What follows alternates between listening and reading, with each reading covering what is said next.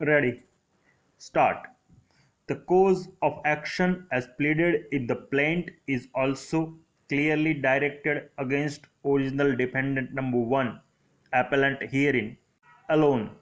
Please refer para 44 of the plaint along with other relevant paras of the plaint, specifically paras 16, 17, 34 and 37. Mr. Mehta submitted that the impunged order could be said to have been passed in violation of principles of natural justice, as the same does not even record the submissions advanced on behalf of the appellant herein before the commercial court.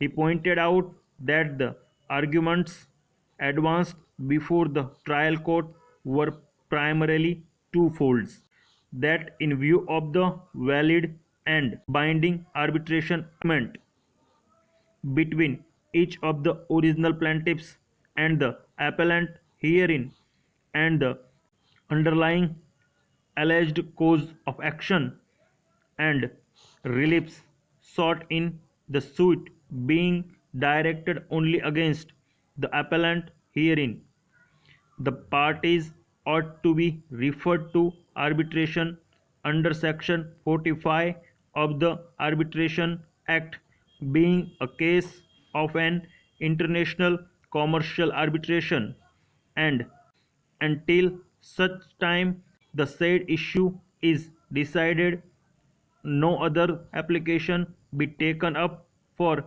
hearing consideration, and a bare reading of the arbitration agreement, and in light of the facts and circumstances of the present case, as also the settled legal position, the proper remedy, if any, was for the plaintiffs to invoke arbitration, and may be approached court of competent jurisdiction under Section 9 of the Arbitration Act for seeking injunctive interlocutory relief. Mr. Mehta submitted that neither of the aforementioned arguments on behalf of the appellant have been even taken note of the impunged order passed by the trial court. The second submission of Mr. Mehta is that the impunged order is erroneous in as much as the same was passed after deciding the Exhibit 5 application.